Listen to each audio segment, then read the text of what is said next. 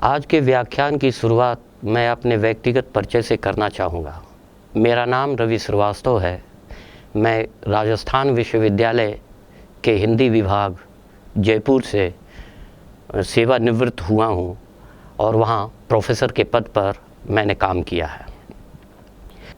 आज हमारे अध्ययन का विषय आइए रिचर्ड्स के काव्य सिद्धांतों का अध्ययन करना है।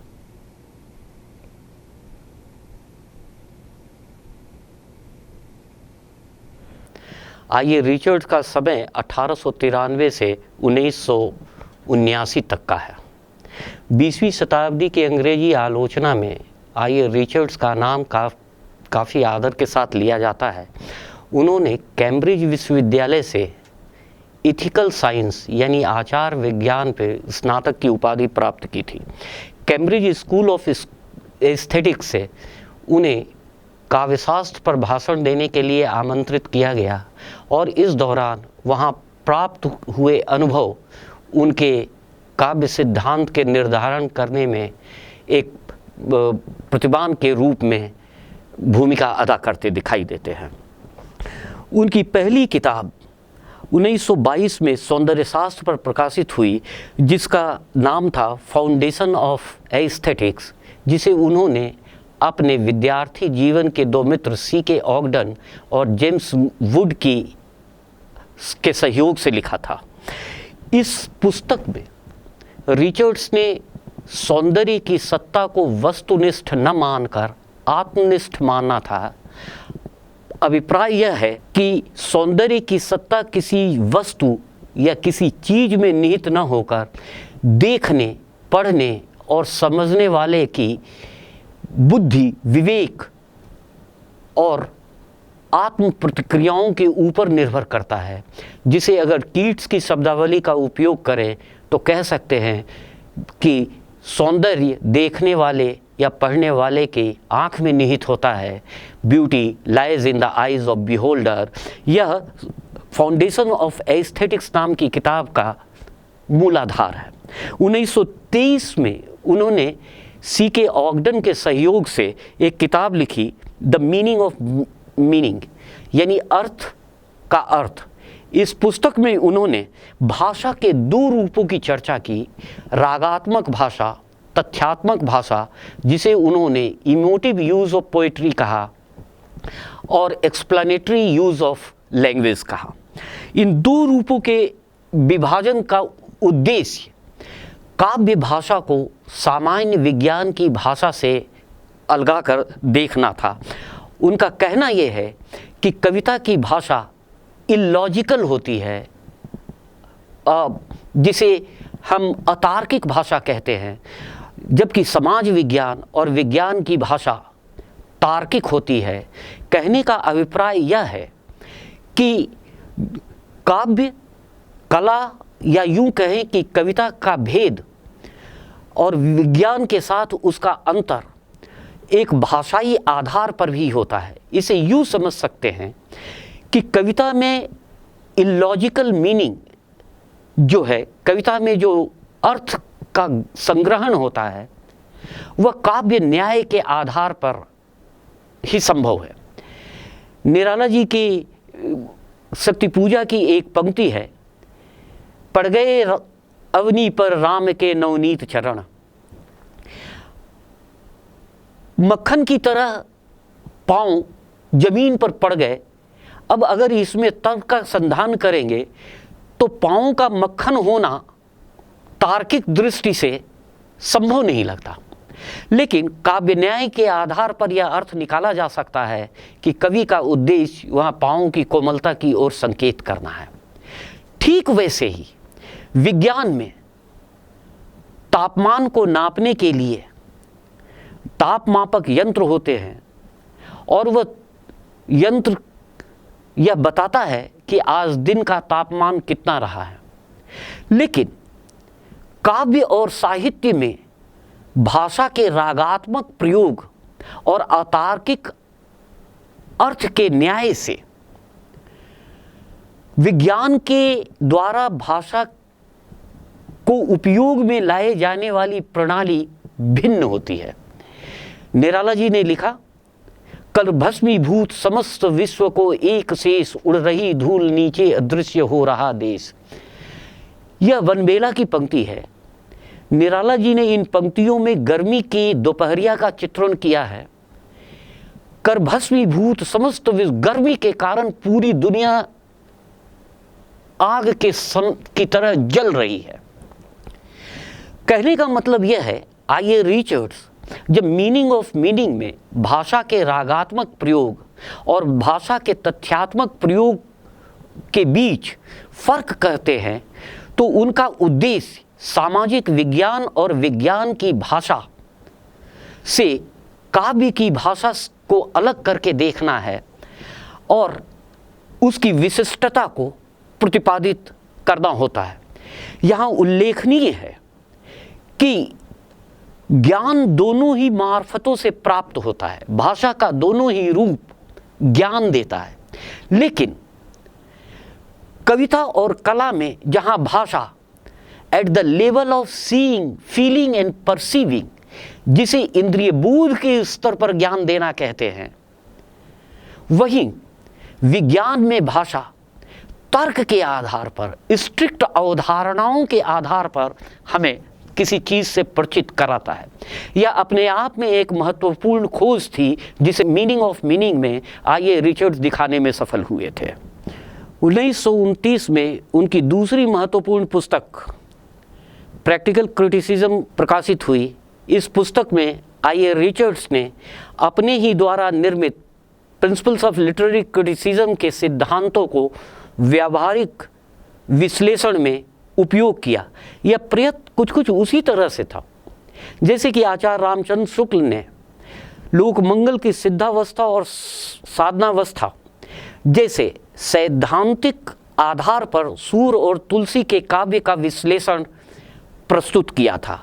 सूर और तुलसी पर लिखी गई उनकी आलोचना व्यावहारिक आलोचना है, जिसमें उन्होंने तुलसीदास को प्रयत्न पक्ष का कवि माना था और सूर को आनंद पक्ष का कवि माना था। वहाँ पर एक में जहाँ संघर्ष पक्ष प्रधान है, वहीं दूसरे में उपभोग पक्ष की प्रधानता दिखाई पड़ती है। सन 1926 में आइए रिचर्ड्स की एक और महत्वपूर्ण पुस्तक साइंस एंड पोइट्री प्रकाशित हुई। 1936 में उन्होंने द फिलॉसफी ऑफ रेटोरिक लिखा। लेकिन आइए रिचर्ड्स को प्रसिद्धि उनकी दो पुस्तकों के आधार पर ही मिली। पहला था प्रिंसिपल्स ऑफ लिटरेरी क्रिटिसिज्म और दूसरा प्रैक्टिकल क्रिटिसिज्म। आइए रिचर्ड्स को इन दो पुस्तकों को लिखने की प्रेरणा कहाँ से मिली? उन्होंने इन पुस्तकों को क्यों लिखा? रिचर्ड्स से पूर्व एक आलोचक हुए थे थॉमस लव पीकॉक। 1820 में प्रकाशित इस पुस्तक में थॉमस लव पीकॉक ने द 4 एजेस ऑफ पोइट्री लिखा और इसमें उन्होंने आधुनिक सभ्यता की परम उपलब्धियों के दौर में साहित्य और कविता की अनुपयोगिता को सिद्ध करने का प्रयास किया। उनका दावा था कि आज जब समाज को, जमाने को, समय को समझने और जानने के कहीं बेहतर, समुन्नत और परिष्कृत साधन उपलब्ध हैं, वैसी स्थिति में काव्य और कला की आवश्यकता क्या रह गई है। उन्होंने आरोप लगाया कि कवि जो हैं वो अंतर्गुहावासी होते हैं, वो आदिम समाज में रहते हैं, वे कल्पना जीवी होते हैं, इसलिए सत्य के साथ उनका वास्ता हो नहीं सकता, वह एक बर्बर समाज में रहने के ही योग्य होते हैं। कुछ ऐसी ही चुनौती एक दौर में आचार्य रामचंद्र शुक्ल के सामने थी जब उन्होंने कविता क्या थे लिखा है। आचार्य शुक्ल के सामने भी ये चुनौती थी कि विज्ञान के बढ़ते हुए प्रभाव से कविता और कला की रक्षा कैसे की जाए और कविता के हितों की सुरक्षा के लिए कौन से उपाय किए जाए। इसके लिए उन्होंने मनोविज्ञान का धरातल चुना और इस बात का जवाब देने में सफल हुए कि जैसे जैसे मनुष्य की आत्मा पर सभ्यता के परत जमते चले जाएंगे, वैसे वैसे मनुष्य को उसकी प्रकृतस्थ अवस्था में लाने के लिए काव्य और कला की आवश्यकता बढ़ती जाएगी। शुक्ल जी और रिचर्ड्स में समानता यह है कि दोनों ने आधुनिक मनोविज्ञान को आधार बनाकर अपने काव्य सिद्धांतों का निरूपण किया है। हम सब जानते हैं कि आधुनिक युग विज्ञान का युग है। विज्ञान ने आधुनिक ज्ञान के सभी मोर्चों पर अपनी सत्ता को स्थापित किया है। क्या अर्थशास्त्र, क्या राजनीति शास्त्र, क्या धर्मशास्त्र, क्या रसायन शास्त्र, समाज शास्त्र और क्या साहित्य और कला। ज्ञान का शायद ही कोई क्षेत्र हो जो विज्ञान के प्रभाव से अछूता रहा हो। कहने की जरूरत नहीं, विज्ञान के इस बढ़ते प्रभाव का पूरा उपयोग आई रिचर्ड्स ने अपनी दो महान कृतियों, दो बड़ी कृतियों, प्रिंसिपल्स ऑफ लिटरेरी क्रिटिसिज्म और प्रैक्टिकल क्रिटिसिज्म में उपयोग किया। और उन्होंने साहित्य समालोचना के लिए साहित्य और कला के समक्ष विज्ञान ने जो चुनौतियां प्रस्तुत की थी उससे निपटने के लिए स्वयं विज्ञान के धरातल पर खड़ा होकर उन्हें जवाब देने, उन्हें चुनौती देने की कोशिश की। और इस प्रक्रिया में उन्होंने पिछली सदी के तीसरे दशक में आधुनिक मनोविज्ञान को अपनी विश्लेषणात्मक पद्धति का आधार बनाया और उस पर विचार करना प्रारंभ किया। रिचर्ड्स ने सबसे पहले अपने समय और उससे पूर्ववर्ती आलोचना के सिद्धांतों में छाए हुए धुंध और झाड़ झंखाड़ को साफ करने की कोशिश की।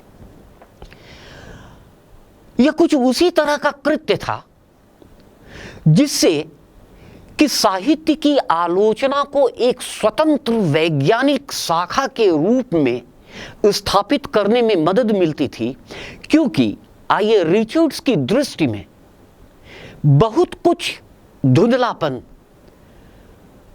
इस कारण भी पैदा हो चुका था क्योंकि आलोचना के नाम पर बहुत सारे अप्रासंगिक मंतव्यों को, परिभाषाओं को, विचारों को लागू कर दिया जाता था और उसे साहित्य की आलोचना मान ली जाती थी।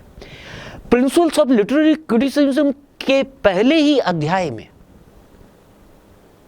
जिसका शीर्षक है the chaos of critical theories, इसमें उन्होंने एक बात कह के सबको चौंका दिया कि आज तक की जो आलोचना प्रणाली है वह एक तरह से निरर्थक और झाड़ झंखाड़ से भरी हुई है। इससे पहले कि मैं आई रिचर्ड्स के अन्य सिद्धांतों का विश्लेषण करूं, मैं जो दायित्व आई रिचर्ड्स ने आलोचना की सफाई के लिए स्वीकार किया था, जो चुनौतियां उनके सामने थी, उन्हें आपके समक्ष उन्हीं के शब्दों में पढ़ने की अनुमति चाहूंगा। उन्होंने लिखा कि वे यानी आज तक की साहित्यिक आलोचना कुछ अनुमान हैं, कुछ ताड़नाएं हैं, कुछ तीक्ष्ण और पृथक विचार हैं, कुछ चमत्कारी कल्पनाएं हैं, बहुत कुछ वक्तृता और व्यावहारिक कविता के समान है, असंख्य स्पष्टताएं हैं, अत्यंत अंधविश्वास है, पूर्वाग्रह हैं, मन की लहरें और तरंगे हैं, उसमें रहस्यवाद की प्रचुरता है, कहीं कुछ वास्तविक कल्पना है तो कहीं बिखरी हुई अंतः प्रेरणा है, अर्थगर्भित संकेत है और दिशाहीन रूपरेखाएं हैं। ये सब तत्व जिनके एकीकरण को हम बिना अतिशयोक्ति के दिवंगत आलोचना का सूत्र कह सकते हैं। रिचर्ड्स ने आलोचना के नाम पर प्रचलित वाक स्फीति का स्पष्ट विरोध किया। ऐसी ही चुनौती आचार्य शुक्ल के समक्ष भी थी। उनके समय और उनसे पूर्व लिखी जाने वाली हिंदी आलोचना का एक उदाहरण मुझे याद आ रहा है, जो प्रसाद के विषय में किसी आलोचक ने लिखा था। उन्होंने बताया कि शांत गंभीर सागर जो अपने आकुल तरंगों को दबाकर धूप में मुस्कुरा उठता है, अथवा गहन आकाश जो झंझा और विद्युत को हृदय में समाकर चांदनी की हंसी हंस रहा है, ऐसा ही कुछ व्यक्तित्व था कवि प्रसाद का। अब इस तरह की वाक स्फीति से न तो प्रसाद के साहित्य को समझने में कोई मदद मिलती है और न प्रसाद के रचनात्मक व्यक्तित्व को। ठीक इसी तरह से आइए रिचर्ड्स के समक्ष भी वाक स्फीति और निरर्थक शब्दों का घालमेल आइए रिचर्ड्स को बहुत खटकने वाली थी। इसलिए उन्होंने उस आलोचना को झाड़ झंखाड़ कहा था। इससे पहले रिचर्ड से पहले यद्यपि टी.एस. एलियट हुए थे और उन्होंने भी कविता को कविता के रूप में यानी पृष्ठ पर अंकित शब्दों की कला के रूप में पढ़ने की सिफारिश की थी, किसी अन्य रूप में नहीं। किंतु रिचर्ड्स की तरह टी.एस. एलियट ने मनोविज्ञान का सहारा लेकर कविता की अपरिहार्यता, आधुनिक युग में उसकी उपादेयता को प्रमाणित नहीं किया था। किंतु उससे भी महत्वपूर्ण बात यह है, टी.एस. एलियट बाद में चलकर धर्म को अपना लिया था। धार्मिक इस एटीट्यूड को उन्होंने अपना लिया और कहा कि मैं साहित्य में शास्त्रीय हूँ, राजनीति में यथास्थितिवादी हूँ, रॉयलिस्ट हूँ, लेजिटिमिस्ट हूँ और साथ ही धर्म के मामले में एंग्लो कैथोलिक है। उन्होंने स्पष्ट घोषणा की कि वह साहित्य में क्लासिक के समर्थक हैं, शास्त्रीयता के शास्त्रीयवाद के समर्थक हैं, राजनीति में राजसत्तावादी हैं, पॉलिटिकल लेजिटिमिस्ट हैं और धर्म में एंग्लो कैथोलिक है। इसकी परिणति रोमांटिक कविता के विरोध में हुई, जहां उन्होंने बताया कि प्याज के छिलके की तरह बुद्धि और हृदय का अलगाव हो चुका है, इसलिए रोमांटिक कविता कोई कायदे की कविता नहीं है। किंतु कृति को स्वायत्त मानते हुए भी आइए रिचर्ड्स ने उस समय के प्रचलित समस्त आलोचना सिद्धांतों को त्रुटिपूर्ण एवं असंगत ठहराया, क्योंकि साहित्य की आलोचना में साहित्येतर अनुषंगों को वे सही नहीं मानते थे। रिचर्ड्स ने दूर देकर कहा कि आज तक की आलोचना प्रणाली किसी भी रचना में उन्हीं अनुषंगों का सर्वाधिक निषेध करती है, सर्वाधिक उपेक्षा करती है जिन अनुषंगों के उद्घाटन का वह दावा प्रस्तुत करती है। रिचर्ड्स ने आलोचना के पुराने सिद्धांतों के आधार को एकदम अस्वीकार कर दिया। उन्होंने जीवनानुभूति एवं काव्यानुभूति के बीच के अलगाव को स्वीकृति दिलाने वाले स्पिनगार्न एवं डॉक्टर ब्रेडले के आलोचना सिद्धांत को नहीं माना। क्रोचे के कला और कला के लिए के सिद्धांत का खंडन किया और सर्वोपरि रूप से कांट के Phantom state of aesthetic delight यानी सौंदर्यानुभूति की ऐन्द्रजालिक परिस्थिति को भी नहीं माना।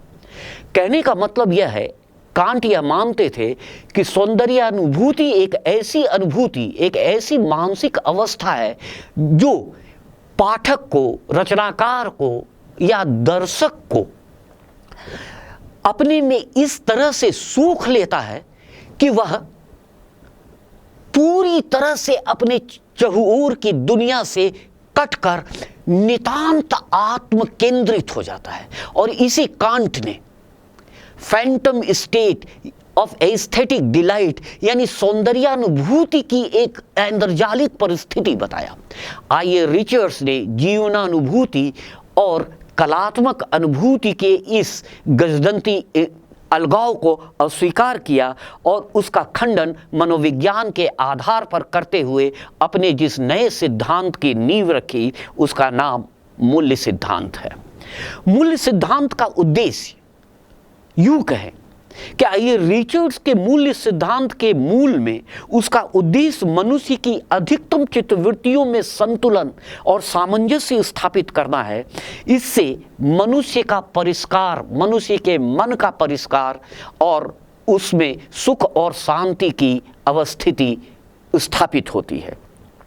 उनका कहना है कि कोई कविता उसी अनुपात में मूल्यवान है जिस अनुपात में वह मानव मन की ऐसना, संवेग, इच्छा या चित्तवृत्ति, इसे आप चाहें तो इम्पल्स कह सकते हैं, के बीच संतुलन और सामंजस्य स्थापित करती है। और इन चित्तवृत्तियों के बीच संतुलन और सामंजस्य स्थापित होने के दौरान जो अनुभूति होती है वही वास्तविक सौंदर्यानुभूति होती है, क्योंकि उस संतुलन और सामंजस्य से ही मनुष्य के मन में सुख और चैन और शांति स्थापित होती है।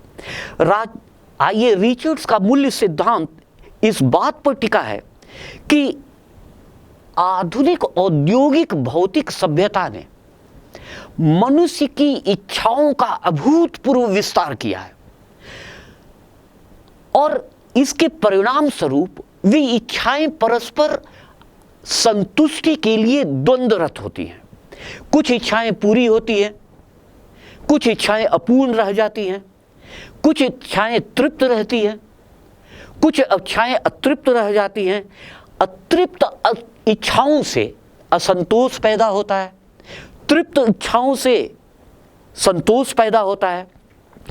तृप्त इच्छाओं को उन्होंने एपिटेंसी कहा, जिससे कि हमें संतोष प्राप्त होता है। अतृप्त इच्छाओं से जो अनुभूति होती है वह असंतोष की अनुभूति होती है, उसे उन्होंने एवर्सन कहा।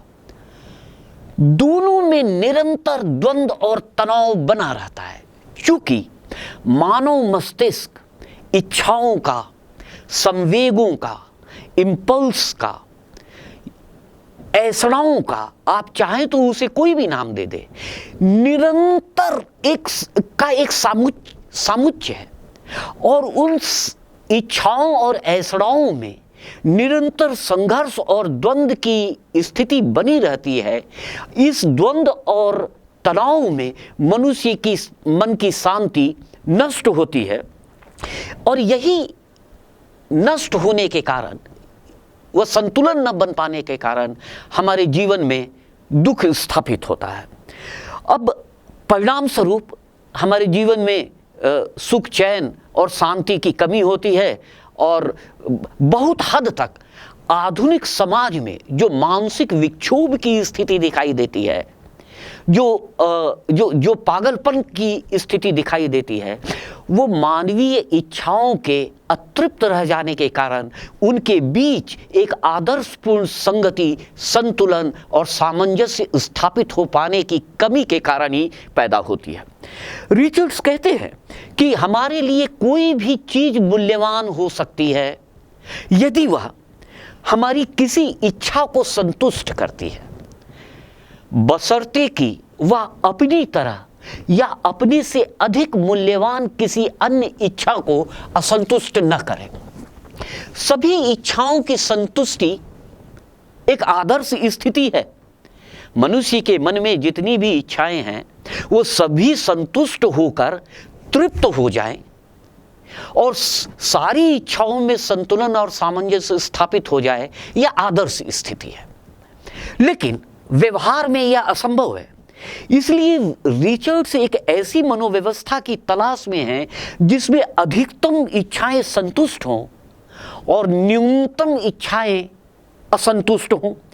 ऐसे में इच्छाओं के बीच जो संतुलन और सामंजस्य कायम होता है, उससे प्राप्त होने वाला अनुभव मूल्यवान होता है, क्योंकि उसी से जीवन में सुख कामनावाद की स्थापना होती है।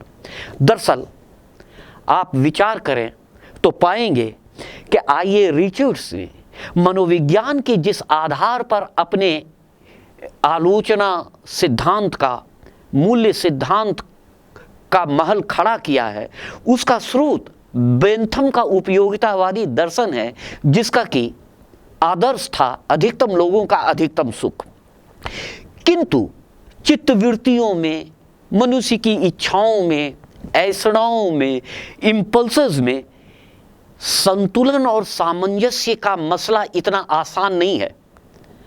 हर संतोष के साथ एक असंतोष जुड़ा हुआ है, एक तोष के साथ एक क्षोभ उससे जुड़ी हुई है।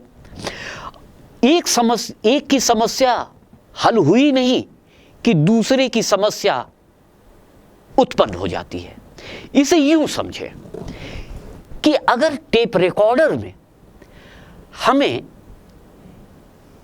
किसी की आवाज को टेप करना है तो हम टेप और ऑन का बटन दबाते हैं, तो ब्लू बटन नीचे दब गया।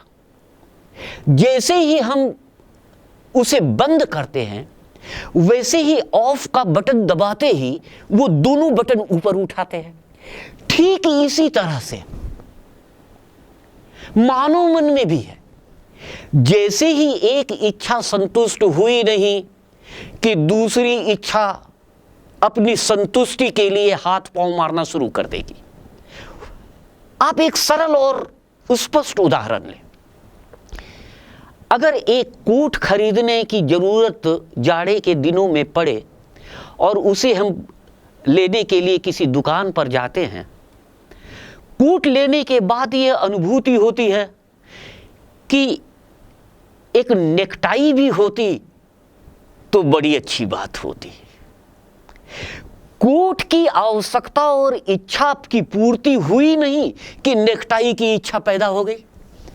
चलिए नेकटाई भी खरीद लिया, लेकिन तब दूसरी इच्छा उससे पैदा ये हुई कि नया कोट, नई नेकटाई, लेकिन कॉलर हमारे शर्ट का फटा हुआ है, तो एक कॉलर, एक नई कमीज भी खरीद ले। और इस तरह से जैसे ही एक इच्छा पूरी हुई नहीं कि दूसरी इच्छा जन्म ले लेती है। अब ऐसी परिस्थिति में तोष के साथ क्षोभ का जुड़ा होना और सारे क्षोभों को तोष में रूपांतरित हो जाना एक कठिन और एक जटिल प्रक्रिया है। रिचर्ड्स ने इस समस्या का समाधान यह कह के दिया कि अगर का नामक इच्छा या चित्तवृत्ति के संतुष्ट न होने से 5 इच्छाओं में क्षोभ पैदा होता है, असंतोष पैदा होता है, तो वह ख नामक कृति से, ख नामक इच्छा से अधिक महत्वपूर्ण है, जिसके संतुष्ट न होने से 4 ही में असंतोष पैदा होता। और इस तरह से रिचर्ड्स एक पेचीदा अंकगणित का निर्माण करते हैं। यूं कहें कि चित्तवृत्तियों में संतुलन और सामंजस्य का मामला एक अत्यंत जटिल और पेचीदा प्रक्रिया है, जिसे कि एक सरलीकृत तरीके से आइए रिचर्ड्स यह कहकर सुलझाना चाहते हैं कि अगर किसी इच्छा विशेष के संतुष्ट न होने से 5 इच्छाओं में असंतोष पैदा हो जाता है, तो सबसे पहले उस इच्छा की संतुष्टि जरूरी है, बशर्ते कि किसी अन्य दूसरी इच्छा के जिसके संतुष्ट न होने से 4 ही इच्छा में असंतोष पैदा होता। रिचर्ड्स की दृष्टि में वही संतुलन श्रेष्ठ और आदर्श है जिसमें मानवीय संभावनाएं कम से कम नष्ट होती है। लेकिन यह मानवीय संभावनाएं क्या हैं, रिचर्ड्स ये कहीं नहीं बताते। उसके बारे में उन्होंने कहीं कोई व्याख्या प्रस्तुत नहीं की है। प्रैक्टिकल क्रिटिसिज्म में उन्होंने जहां कहीं कुछ अज्ञात कवियों की कविताओं को आधार बनाकर चित्तवृत्तियों में संतुलन और सामंजस्य के सिद्धांत को व्यावहारिक रूप से घटित करने की कोशिश की है, वहां पर उनका उद्देश्य एक सरलीकृत ढंग से अपने प्रिंसिपल्स ऑफ लिटरेरी क्रिटिसिज्म में चित्तवृत्तियों में संतुलन और सामंजस्य के मनोवैज्ञानिक सिद्धांत की एक व्याख्या करना भर है। तो लेकिन अपनी इस न्यूनता के बावजूद चित्तवृत्तियों में संतुलन और सामंजस्य के आधार पर आइए रिचर्ड्स के द्वारा किया गया काव्य का द्विविभाजन महत्वपूर्ण है। अधिकाधिक चित्तवृत्तियों में संतुलन और सामंजस्य कायम करने वाले काव्य को आइए रिचर्ड्स पोइट्री ऑफ इंक्लूजन यानी अंतर्वेशी काव्य कहते हैं। थोड़ा ठहर कर मैं उसकी व्याख्या करूंगा। पहले यह समझ लेना बहुत आवश्यक है, चित्तवृत्तियों में संतुलन और सामंजस्य के आधार पर आइए रिचर्ड्स दो तरह के काव्य बताते हैं। एक तो पोएट्री ऑफ इंक्लूजन यानी अंतर्वेशी काव्य। अंतर्वेशी काव्य वह काव्य है जिसमें परस्पर विरोधी चित्तवृत्तियों और मानवीय संवेगों के बीच संतुलन और सामंजस्य कायम किया जाता है और इस कारण उसमें जटिलता और उसमें गंभीरता होती है। दूसरी तरह का काव्य उन्होंने बताया पोएट्री ऑफ एक्सक्लूजन यानी अपवर्जी काव्य। जो अंतर्वेशी काव्य है उसकी तुलना में इकहरा और सरल होता है। अंतर्वेशी काव्य जहां अपनी आंतरिक संरचना में विभिन्न प्रकार की चित्तवृत्तियों के बीच संतुलन और सामंजस्य स्थापित करने के कारण जटिल और गंभीर होती है, उसमें द्वंद्व और तनाव की स्थिति होती है, वही अपवर्जी काव्य अपने तमाम विरोधी भावों का तिरस्कार या निषेध करता है। उसकी अन्विति इस बात पर कायम होती है कि उसमें एक खास भाव को, एक खास चित्तवृत्ति को, एक खास संवेग को ही आधार बनाकर और उसकी पूर्ण स्वायत्तता की रक्षा करने के लिए उन तमाम अनुषंगों का निषेध कर दिया जाता है। इसलिए उसमें इकहरापन होता है। रिचर्ड्स की दृष्टि में पोएट्री ऑफ इंक्लूजन अंतर्वेशी काव्य विभिन्न चित्तवृत्तियों और विसंवादी संवेगों के बीच संतुलन और सामंजस्य स्थापित करने के कारण जटिल होता है और इसी कारण वह श्रेष्ठ होता है। और इस तरह से आइए रिचर्ड्स ने सरल, इकहरी और एक पक्षीय कविता की तुलना में जटिलता को, कविता को गुण माना। आज तक सिंपल कविता, सामान्य कथन की कविता, जैसे आहा ग्राम जीवन भी क्या है, क्यों न इसे सबका वन चाहे, थोड़े में निर्वाह यहाँ है, ऐसी सुविधा और कहाँ है। पंत की यह कविता एक मनोवृत्ति, एक भाव, एक संवेग को लेकर चलती है और इस एक मनोभाव, एक इंपल्स, एक संवेग, एक चित्तवृत्ति को डिस्टर्ब करने वाली, उसमें अव्यवस्था उत्पन्न करने वाली, अन तमाम सामाजिक संदर्भों से उसे काटती है, इसलिए वह इकहरी है, उसमें जटिलता नहीं है। आइए रिचर्ड्स ने जटिलता को काव्य का गुण माना, उसे श्रेष्ठ कविता माना। लेकिन उन्होंने यह बताया कि पाठक जैसे ही उस काव्य को अन्य प्रासंगिक संदर्भों की संदर्भ भावना के प्रकाश में एक भिन्न दृष्टिकोण से पढ़ता है तो स्पष्ट हो जाता है कि कवि ने जानबूझकर या अनजाने ही उन विषमवादी अनुभूतियों का तिरस्कार किया है, निषेध किया है, उसे अलग थलग रखा है, जिसके सहयोग से कविता अधिक प्रभावशाली बन सकती थी, किंतु उसका वहां पर अभाव दिखाई पड़ता है। इसके विपरीत अंतर्वेशी काव्य में उसका पूर्ण समाहार होने के कारण वह श्रेष्ठ होती है। आप एक सरल और स्पष्ट उदाहरण लें और इसके साथ ही मैं अपने पूरे व्याख्यान को समाप्त करने की भी कोशिश करूंगा।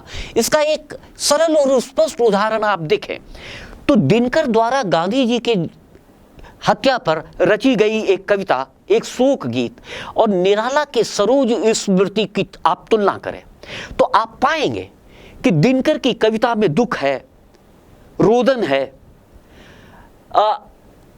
एक